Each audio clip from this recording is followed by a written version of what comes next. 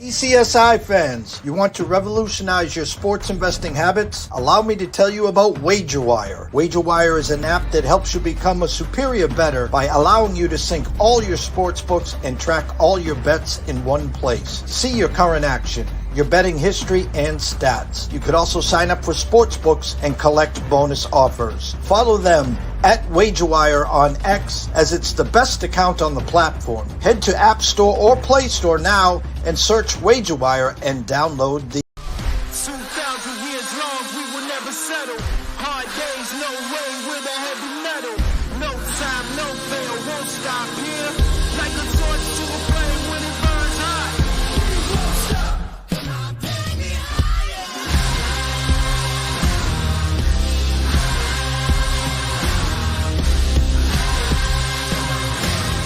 Like a torch to a flame when it burns hot. We won't stop.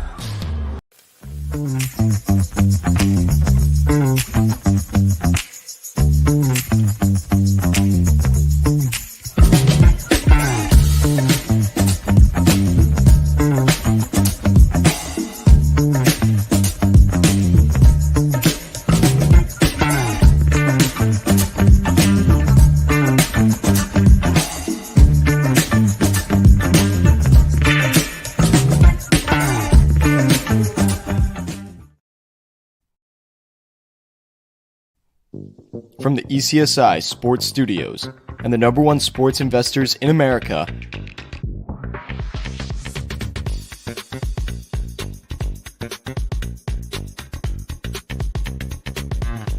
we bring you the closing bell. As the market closes, legends Jeff Dawson and Riley Magnuson bring you all the sports investing tips for tonight's matchups. If you want to learn more from the two legends at the desk, make sure you stay tuned to the closing bell. Good afternoon, sports fans from all around the globe. I am the co-host, Jeff Dawson, East Coast Sports Investors.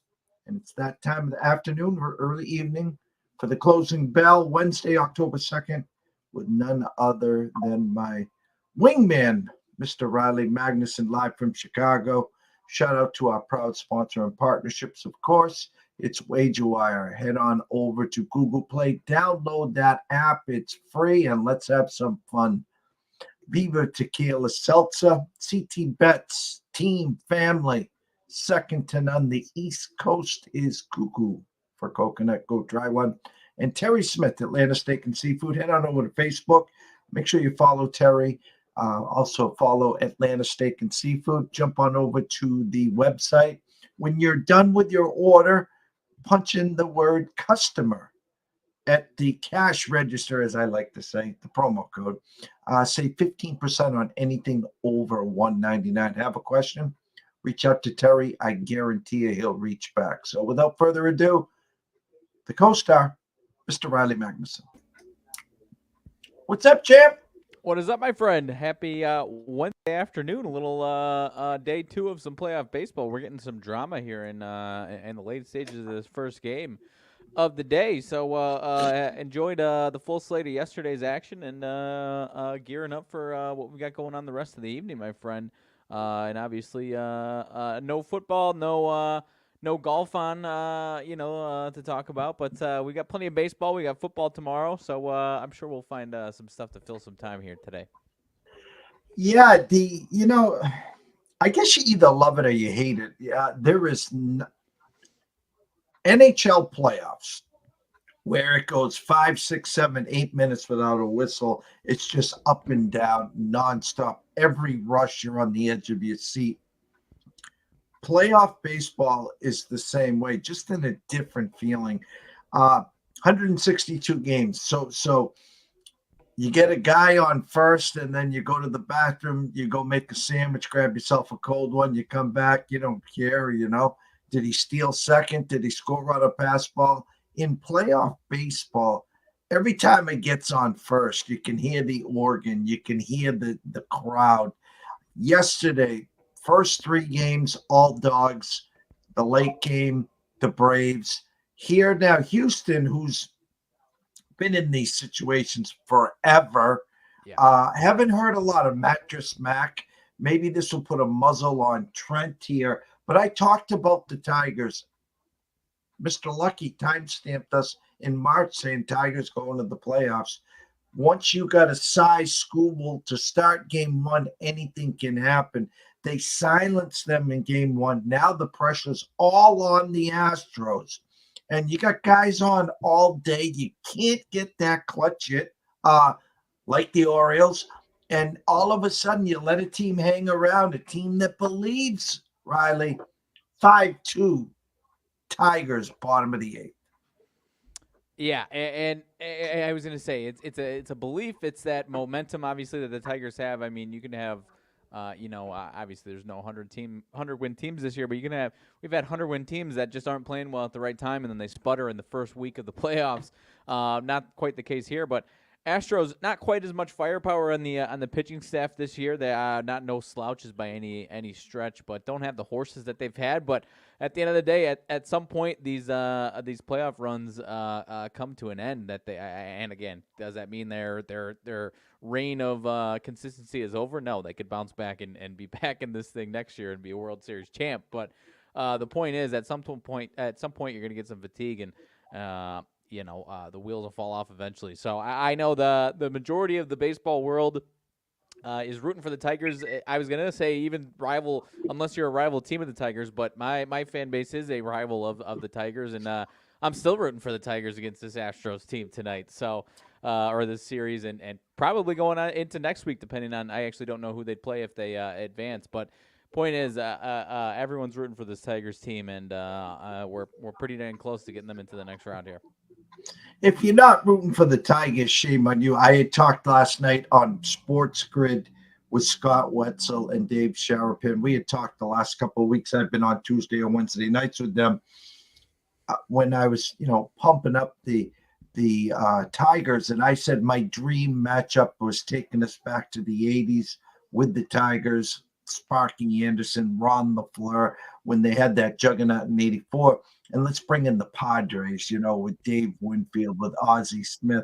And I said, but the reality is when all the dust settles, Yankees, Dodgers, LOL. But my point is the momentum, teams getting hot at the right time.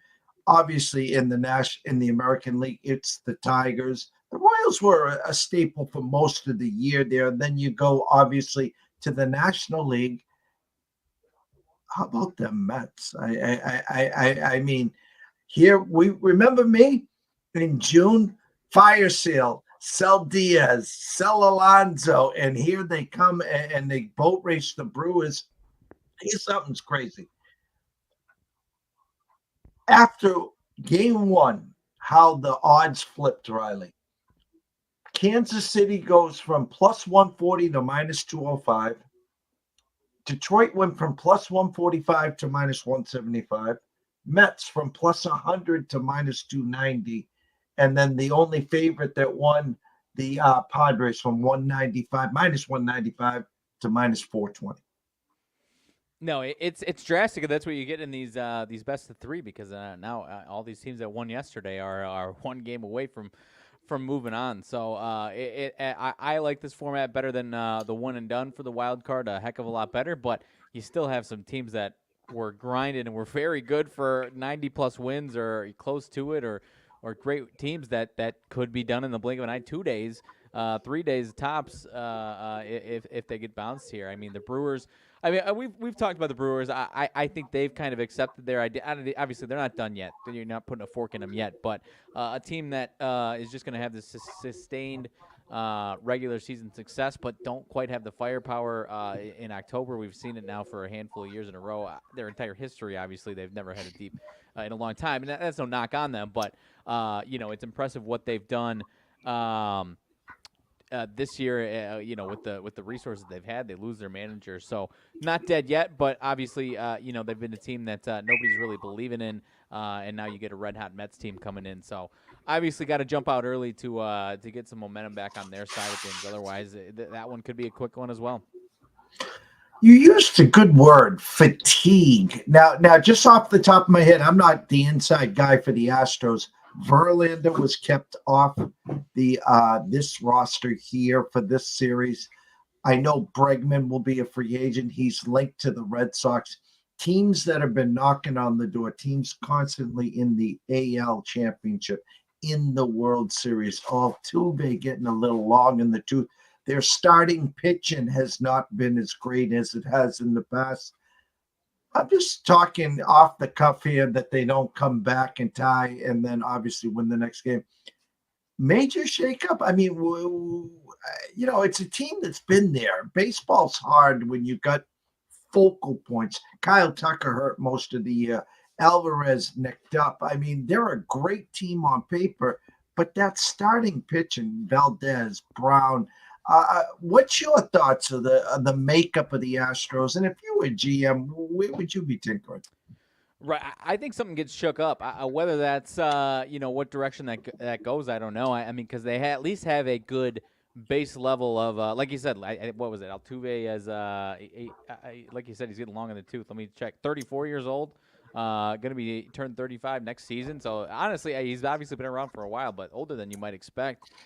Even though he's been playing in our faces for a long time here. So I mean, they've obviously got Alvarez that's not going anywhere, and he's going to be good for a while still. So they've still got those pieces that they obviously have the base level for. But whatever it might be, I guess I don't know. But whether they get aggressive or if they just start making some shifts with some of the star players that we've come to know. I guess I don't know. I don't think they trot out into next season with the same lineup, though, I guess is what I'm saying. Whether that be trying to get aggressive and add a starting pitcher or get rid of one of these names that have been a mainstay in this lineup. I guess I don't know, but they're going to have Alvarez. They're going to have some of these other guys as well. So how much I love Valdez. So I think they'll keep him, but you never know what's going to happen there. So I guess I don't have the answer for you, but I guess I would say that they're not going to have the same team going into next year is kind of my take on it.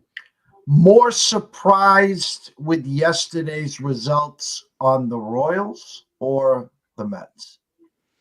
I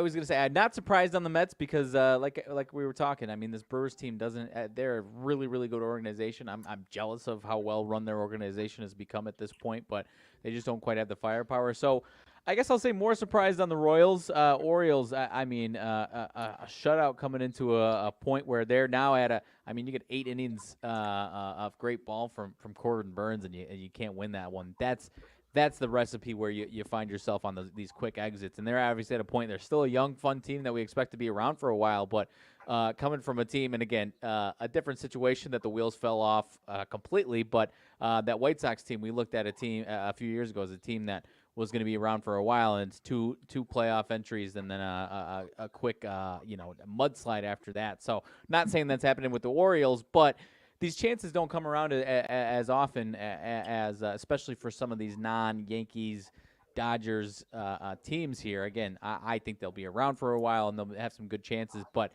the point is, especially when you got a guy like Corbin Burns at the head, you got to take advantage of these opportunities when they come. So more surprise in that series than the Mets and Brewers situation. And the Padres crooked number first inning, single by Arias, and then I think 2 batters later, Tatis launched one that still hasn't landed. Scored 2 more, 4-0. Braves, I think, again, got to the playoffs. Hats off to them. I mean, lose Acuna early, lose Strider early. Albie's banged up most of the year. Olsen, the list is endless there to get into the playoffs and then to get kicked in the jimmy here.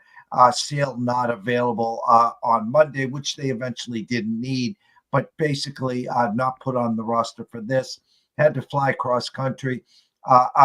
And tonight they are Fried versus Musgrove.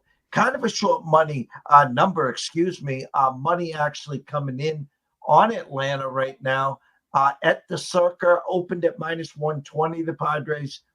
Now -113. Braves +103. A 7 overnight, Riley. 6.5 now. Thoughts with the money coming in? Is this more on Fried and Custard's last stand here? I think so, and I mean it's a situation where people respect this Braves team at the end of the day as much as you can like the Padres here. I mean the hesitation that I have is Musgrave was coming into the finish the season really strong, and I mean you might see a great outing from him, but Max Fried kind of seemed to put it all together himself those last few outings. Looking at his game log the last few outings, I mean last time out 8 2/3, 3 hits, no runs, 5 or less in each of the last 3. So. Aside from one kind of iffy one in early September, he's been pitching pretty steady for a while now. So I think it's more on Fried, and I think it's some of that respect of, like you said, the last stand for a team that we've come to expect as the average person has come to expect as a mainstay in the playoffs and a team that's fought obviously the last couple of years in situations like this. So I think that's part of it. Not ruling out the Padres at home. That environment is going to be fantastic, but I think it's more about Fried, and we might see a big Fried night tonight. And 7:38, the Mets, Milwaukee, Manaea versus Montas overnight. Milwaukee minus 115 with a 7.5 juiced under. Now 117, so a couple dollars leaked in on the Brewers. You can get the Mets plus 107 with a 7.5 over minus 15 cents. And again, I like to say it this way, and here's where I hope the education and people are listening here, okay? If you like the Brewers today, you said there's no way in hell the Brewers are losing today.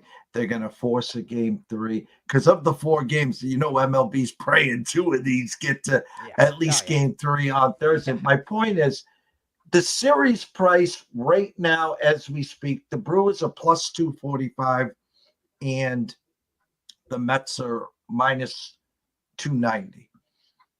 All right. So if you're $100 better here and you like the Brewers, I know you want the instant gratification. I get that part. But if you're giving me plus 245 to get to a game 3 here, because you just told me you just told me the Brewers are going to win today, Jeff.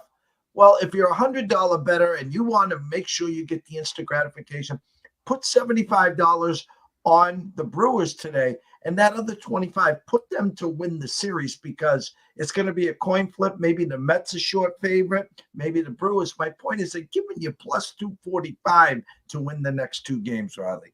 100%. No, I mean, you give great advice. Typically, the advice comes on those long NBA and NHL series, but in a 3-game series like this, you got those easy opportunities, especially like you said. If you don't like the Brewers, you're not telling people to do this situation. It's if you're hell bent on taking the Brewers today, and you think they're no doubt going to win. This doesn't mean Jeff is telling you to hammer the Brewers like that. He's saying if you love the Brewers, you have to do that, and it's easy. I shouldn't say easy, but it makes more sense when you break it down.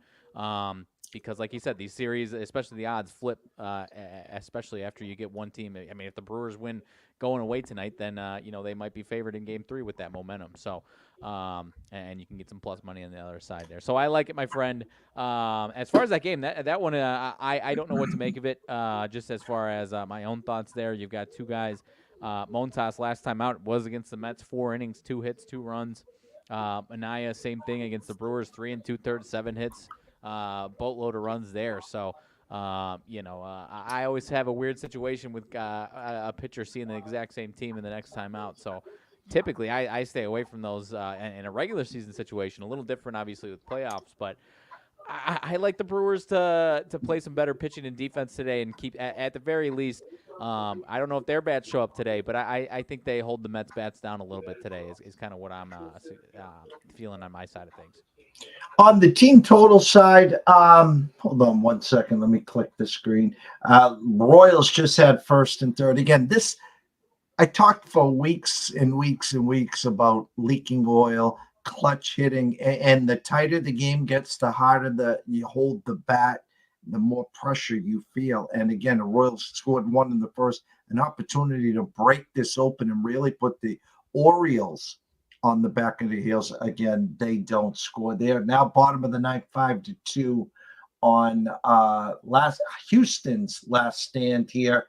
Team totals: Mets And Brewers, Mets 3.5 juiced over -125. Brewers 3.5 juiced over -130 with a 7.5. I read this simple. First 1-4 wins this game. This has got that 5-3 feeling. I like the Mets offense here. I like they've been scoring a lot of runs early and often lately. Now Brewers put up a crooked number early, slow them down. I get it. They got out early last game, and the Mets just kept coming. So they're riding the wave. Would not be shocked if both teams got over their two team totals, Riley. Sure. No, I wouldn't be shocked by anything either. The momentum, or not the momentum, the energy is going to be on the Brewers side at home, obviously in a do or die game. But absolutely anything can happen. I've seen plenty of situations where that doesn't go to the situation. But you've got 5-2. I'm seeing in this Tigers and Astros game. Potentially the final out. Yes, that is the final out, and the Astros are moving on. Or I'm sorry, the Tigers are moving on. And they are playing Cleveland next round. So you got an AL Central matchup, Detroit and Cleveland. So I'll be rooting for Detroit in that one as well with respect to Cleveland. But that should be a fun one. I mean, at the very least, you get one team who hasn't won a title in a long time or ever in the ALCS between those two right there. Not much air travel there, that's for sure. That's true. Yeah. Again, puncher's chance, the momentum versus a team, no Tito, of course, but a team that just kept doing it all year. Death by 10,000 paper cuts, good starting pitching, a nasty back end, and J-Ram. That place is going to be rocking. I tell you what, sign me up. Tigers versus Guardians. I was going to say Indians there. Winner moves on to the ALDCS. I'll be interested to see the number there. Let me see off the top of my head. That goes the best of 5, right? Correct. That series. Okay. So 2-1. Let me see if they're going to be able to get. So that will start. I assume that starts on Saturday as well, Riley. Correct. All right, so today is Wednesday. So Cy pitched on Tuesday, Wednesday, Thursday, Friday, Saturday. So technically, Cy could pitch on Sunday. I'm calling him Cy, of course. So they play Saturday, Monday. Well, he's definitely pitching on Monday. Yeah. And then so they're going to get Scooble twice because it's Saturday, Monday, Wednesday, Thursday, Saturday. So whether that. Maybe wouldn't be available game 4, but if it goes 5, he'd pitch 2 and 5, most likely. Scooble. All right. I don't have any numbers in front of me. I'm just trying to play the Guardians, Tigers. I was surprised the Astros were 155. I think the Guardians will have that same kind of number, and they'll look for some Tiger money. I'll go on record here. I'm going to say Guardians -160. And Tigers +140 in a series price. That's kind of sort of what my guess is. I'm trying to see if I can. It looks like I'm trying to see if there's a book that has it. There's a book that posted the. So game 1 has Cleveland -112 here on FanDuel. That's just game 1 though. So maybe that I don't know. That almost seems like a Scooble would be involved in that number in game 1 there. No. Yeah, I mean, what's Justin Verlander, the young Justin Verlander, or Max Scherzer pitching for the Tigers? Right. Yeah, I mean, Is it? So I don't know. Let me see. It's got to be too early for Circa here. Let me see if I can. Let me see here. Let's see, baseball series. Yeah, they don't have it yet. That's going to be a hell of a series, though. Yeah, I'm very excited for that. I've got a DraftKings here. Guardians -120. I'm telling you right now. I am telling you right now that's the Scooble factor. Yeah, it's got to be 120 on the entire series. Wow. That's Scooble pitching 2 games for sure. Wow. I like the Tigers, but again, the Guardians, like the Brewers, have been my kryptonite. We do have the Mets in the series. Last night, 1-2 on team totals, but 2-0 on our series. We have the Mets in the series and the Padres in the series there. Wow, that's awesome. That'll be a hell of a series. And I'm going to tell you, I'm not going to put the cart before the horse, but I did pre-flop have Mets winning against the Brewers. And I did have the Mets beating the Phillies. And I know that's the one place the crowd's going crazy, and you got to get on them early. I know Wheeler will pitch 2 of those games. I know all of that. But again, riding the momentum of the Tigers and riding the momentum, obviously, of the Mets here. Yeah. And then just going off the cuff on some of these. Yankees, obviously, we've got a long way, not that long of a way, but kind of a long way still, Orioles and Royals. Either of those two teams you like for an upset, or you like the Yankees no matter what? I gotta lean the Yankees. It's funny because the Royals can pitch, they can't score. The Yankees got Cole, but a shell of himself. I don't know what you're going to get out of Heel and who else is pitching over there. I just think Judge and Soto eventually will wear you down. Maybe there's a third bat that gets hot for them. I think the Yankees will be standing, and I'll go on record right now. I think it's going to be Yankees-Tigers. I really, really do. And then I had the Mets beating the Phillies, and then I'm rooting for the Padres-Dodgers. Obviously, I'm rooting for the Padres over the Dodgers. And again, we're just playing semantics here. But again, I think the Dodgers, it's the year of Shohei. I think I had a Dodgers-Mets. And Dodgers standing there, and Yankees was the chalk. The dream final was Padres Tigers, obviously, but the come to Jesus, and after all the dust settles, Shohei versus Judge and Soto. That's what I had pre-flop. Yeah, no, I'm with you. I wish, and again, Padres still got to take care of business. I wish it was a Padres-Dodgers potential NLCS as opposed to the 5-game series, but we'll have to make do there. I mean, for the Royals' sake, they're probably, I'm not to say that he isn't, but going to need a big Bobby Witt performance to get them through this playoffs probably here. So 1-0 still here for Kansas City in the top of the 4th as we speak here. Couple hours until the next game gets going here, so you'll have 2 going at once tonight in the later or in the evening window for these games here. We've got NHL starting up, still preseason, but NHL going on next year. I know I'm not the hockey guy, so don't need to insert myself too much there. You got the NBA kind of turning its gears here. I don't have too much of a take on it, but I saw a quote that Lonzo Ball feels like he has a brand new knee. So much like you get with your certain players and their availability is where I'm at with Lonzo. If I'll believe it when I see it, Lonzo, I would love to have you and the Bulls be back. And again, he hasn't played in I don't know how long, so I'm not going to hold my breath even if he is on the damn court there. But you know what? They've got to do something with him, whether he's playing or find a way to get off of that contract. They got to do something there. So we'll get there when we get there. We got a few more weeks till the NBA really gets going there. Go ahead. What was your thoughts on the Cat trade?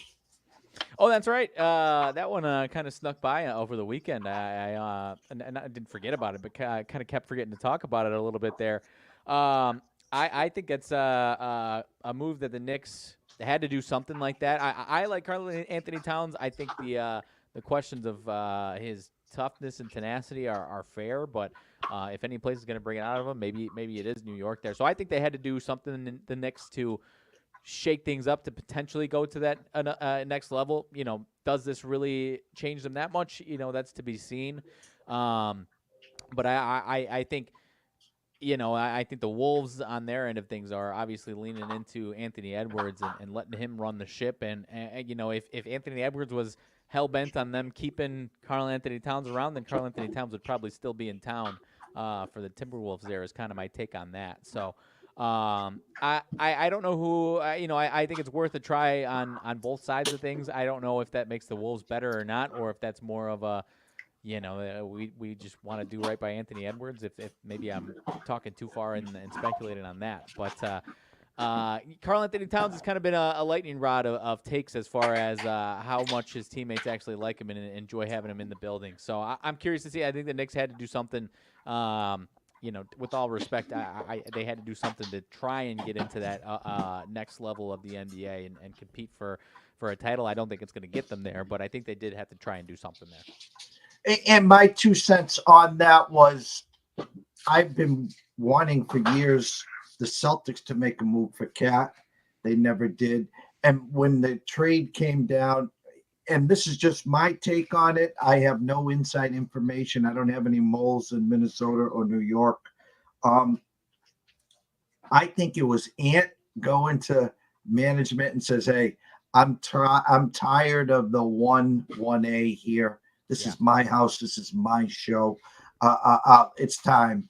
Almost like the Celtics and Tatum and Brown, there were talks that they were going to split that up. I still think at the end of the season, Brown will flex his muscles. He will get tired of this. He wants to run his own show. He will eventually move on. That's just my 2 cents there.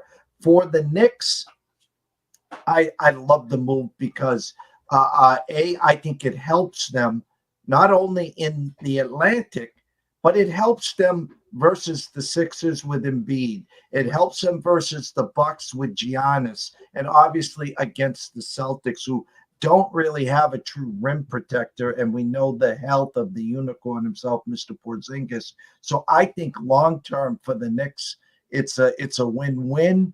The Villanova connection is now officially, it is what it is. And I guess the Italian stallion there, Vincenzo, had made it known to management he was not happy coming off the bench. Right, and I'm interested to see what his role is. But I'm with you, and I'm glad you brought up that point as far as the big guys are concerned and that side of things. Because I've talked about it with my Bulls, where I like Vucevic more than the average person, but you are kind of limiting yourself as far as the guys that you just named are better than him and are probably going to have the upper hand on them when you're talking about the upper echelon of the NBA there. And Karl Anthony Towns, in some respects, can go toe-to-toe with those guys, So I'm curious to see what the Wolves do and how they look without it. I like DiVincenzo as a player, and I think he's wherever he's going to go, he's going to be effective there. So, I'm curious to see if the Knicks got anything else trade-wise in midseason or any other random acquisitions up their sleeve or not. I'm interested to see how it goes. The Celtics are still the team to beat, obviously, but you've got Milwaukee as far as now year 1.5 of Doc Rivers. I don't know if you want to call it year 1.5 or year 2. Came in midseason, but year 2 of Dame and Giannis, who I still think is a trade that was aggressive and could work out, or it could continue to go where they have no defensive presence whatsoever there. So I think the Bucks could be a bigger factor. Maybe I'm just a huge Damian Lillard fan. I don't know, but one way or another, we're getting closer, and it's going to be some interesting sledding here. The Sixers, obviously, keep knocking on the door, and we'll see what happens with them. So, the more we talk about it, the more I am getting excited now. It always comes a little too soon for my liking, but now I am getting a little excited. Yeah, we'll start up hockey next week, and then basketball to follow, and then of course November 1st, college basketball. And I'll just throw this out there. If I see one more, and listen, I know the kid's a stud. It came down to Duke and UConn. The Cooper Flag, listen, he'll be, unanimous first team, John Wooden. I'll be real interested to watch Duke this year, to watch him especially. And I say this tongue in cheek. Again, he chose Duke over trying to come in and practice and, do the Hurley thing. Here he is now at Duke, be running the show there. And Duke's loaded. Duke, Alabama. I'm going to be interested to see what Arkansas does, obviously, with Coach Cal. There's going to be some good teams. You talked about the Zags going to the Pac-12. I'm super stoked for November 1st. I can't wait there. I did want to ask you one thought here. You said you're not the hockey guy. That's always, the fun, as we go through hockey team totals and stuff, of course. But being in Chicago, year 2 of Bedard, what's the buzz? Is there at least some excitement in year 2? We're hoping to build a better team, be more competitive this year in the Blackhawks. More competitive than last year, yes. I think there's still hesitation that there's a good chunk, a little ways to go. because it was a bad roster outside of Bedard last year. So there is more buzz, and I think even more buzz around Bedard himself. But some of the young acquisitions that they get, I think is still going to take a little bit of the season here to come along here. But you get some guys that were hurt last year that were kind of veteran pieces back that could be in the mix. So there is more buzz that it's going to be a better team to watch and a little more watchable, because at times, you know, I and a lot of my friends that are Blackhawks fans, you pop it up and you're excited and you're having a fun time watching Bedard, and then he goes off the ice and you're, you know, the Chris Farley meme where you're like, what the hell is going on here? And it was ugly. So I think there's still some hesitation that, you know, this isn't year two isn't going to be some, you know, magical run, I don't think. But at the end of the day, I think it's going to be a better brand of hockey and a little more watchable, and excited to see Connor Bedard grow again here in year two, because seemingly, you know, got better and more comfortable on the ice just about every single game last year for the Blackhawks. So still one of the you just pulled it up just to get the accurate what they are there. There's three teams that have worse odds than them for the Stanley Cup. So they're at least out of the basement, but still 150 to 1, I think it is there, or 150 to 1 there to win the whole thing. So still a little ways away, but gonna have some more fun, and I think after this year get a little more aggressive to maybe not be a contender yet, but put some legitimate pieces in place to be a potential playoff team going into year three of Bedard. And before we wrap up, I always ask you your Packer update. Not Tucker Kraft, the Musgrove didn't practice today. Give us a Lloyd update. And Watson didn't go on the IR, but again, he's a real slow healer. So I know it's the Wicks show, waiver wire Wednesday, and I've got Wicks out there on one team available, going to cost a boatload there. I drafted Wicks in a lot of spots, and I'm happy I'll be able to move him in there. But give me a Lloyd update and just what getting ready for this week in the Packers. I'm trying to pull up the Who practice report today, but I'm not seeing it quite yet. But yeah, Christian Watson, not putting him on IR, so I would assume that means he's coming, not going to be ready this week, but ready sooner rather than later as far as the original timeline. Marshawn Lloyd, have not heard too much about him. I think they're still going to be patient with him. They like what they have, at least for the time being, in Emmanuel Wilson. But Marshawn Lloyd, I don't think there's been any news recently because he is on IR, so he was out those 4 weeks there. So I haven't heard much about that lately, so expect him to be kind of ready to go once he is off of IR. I was trying to see. I can't remember if it was after week 1 or week 2 that they put him on IR there. But yeah, Luke Musgrave still banged up, but as we mentioned before, the Tucker Kraft show is in full effect. He is looking real solid, and I know if you didn't already have him, I saw every fantasy app that I had him, as the top tight end target to grab, and I know everyone just about did there. So the other thing about Luke Musgrave, they won't rush him back because they've got another option that they are at serviceable in the number 2 spot that they're happy with in Sims there. So I'm not holding my breath much for Luke Musgrave. He's going to have some nice catches here and there, but a little too much of a liability in the blocking game. So they're starting to get away from him a little bit there. Did play a little better this past week, though, against Minnesota there. The Wicks show, Wicks and Jaden Reed show. I mean, Jaden Reed is still fantastic there, but I know everyone's already been bought in on Jaden Reed there. But the thing with Wicks about this past game, had 2 touchdowns, whatever it was, 6 catches. He had 2 or 3 other opportunities that he could have hauled in. That he could have had a monster game there. So the connection with him and Jordan Love appears to be very present there. They're obviously going to have some urgency against the Rams here. Don't want to go to 2 and 3. So I think Wicks is, unless you've got 2-3 studs on your fantasy team, Wicks is definitely one to look at. Tucker Kraft going to be one to look at if you don't have a stud tight end already. So the opportunities are going to be there for those guys. Again, Romeo Doubs, not going to be as consistent. Can he have a good game here and there? Yes, but he's just not showing up as consistent as these other guys. So Wicks appears to have kind of passed him up as at least as far as the connection goes with Jordan Love there. So the one that I wanted to see as far as doesn't affect fantasy as much unless you've got the Packers defense is Jair Alexander, who popped up on the injury report late in the week last week. Not a long-term injury from what I'm hearing, but kind of that day-to-day type thing. So that one's one where I'm starting to lose my faith in his willingness to get out there and play through injury, because he obviously had some situations last year there. So not going to IR, but especially with a Rams team that is depleted at wide receiver, if he's not 100%, then he's probably not going to go this week as well. So that one's one I'm kind of worried about as far as week to week is concerned. And I'm going to bring up a name again. Will be the fourth wheel, but will be suited up. And again, if someone gets banged up, and if you don't, have Wicks or have an opportunity to get at Wicks, wouldn't you, if you need it? We're in the bye weeks now, Riley. If you got a spot to stash and grab, isn't Bo Melton the name you'd be looking for?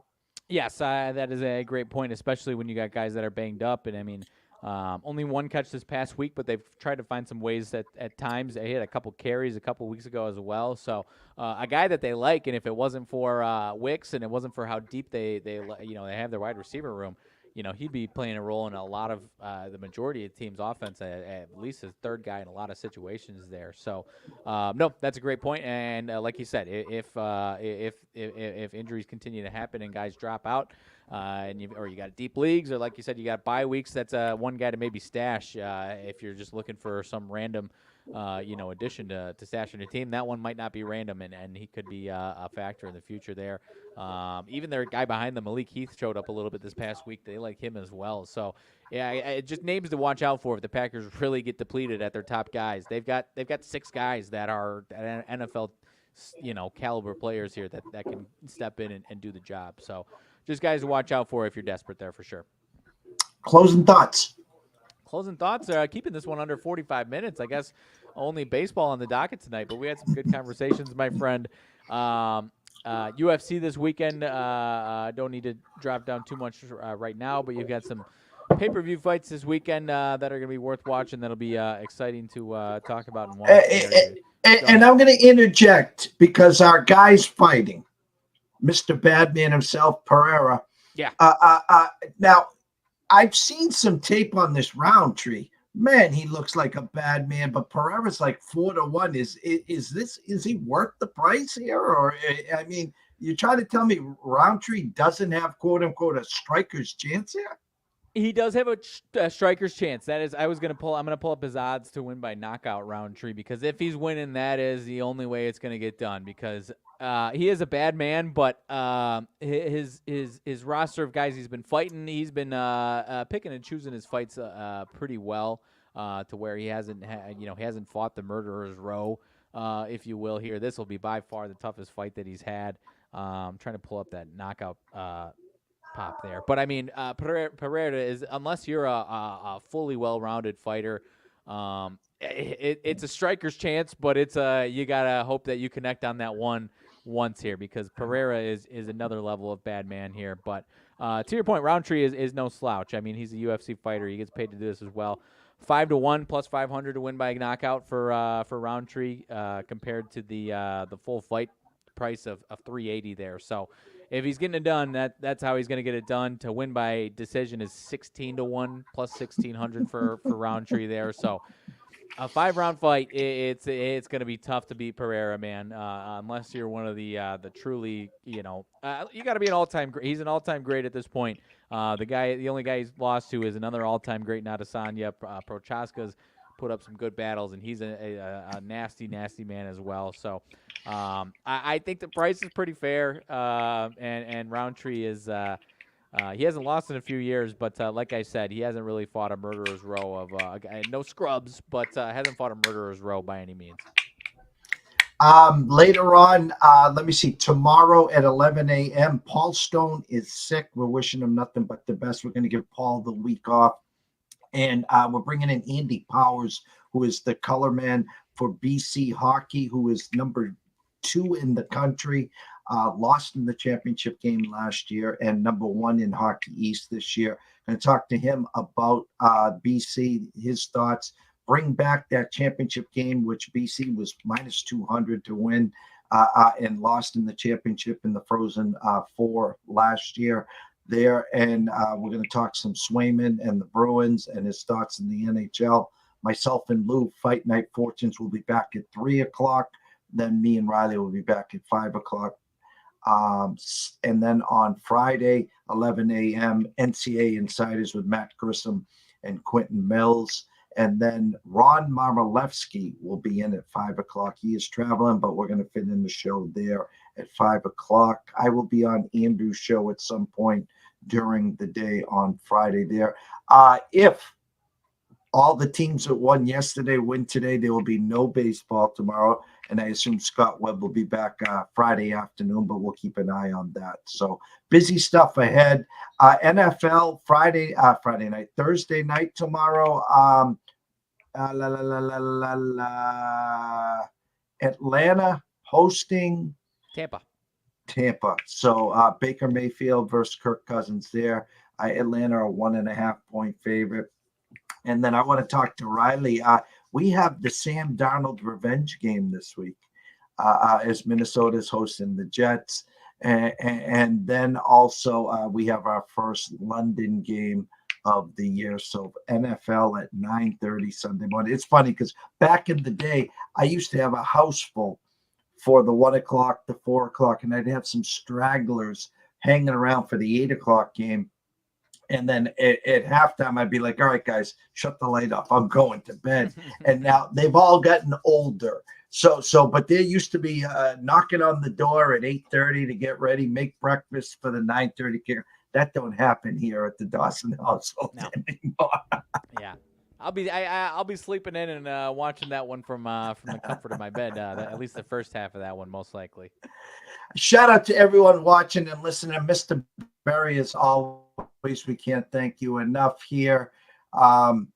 Russell Saylor, 6:30 a.m. for us West Coast guys. Yeah, Russ, it is brutal, especially after a 12, 13-hour Saturday marathon, Russell. Yeah. So pace yourself here. Throw in the baseball and the start of hockey in the NBA. We got you covered, Russell. So Russell, Daniel, thank you guys so much.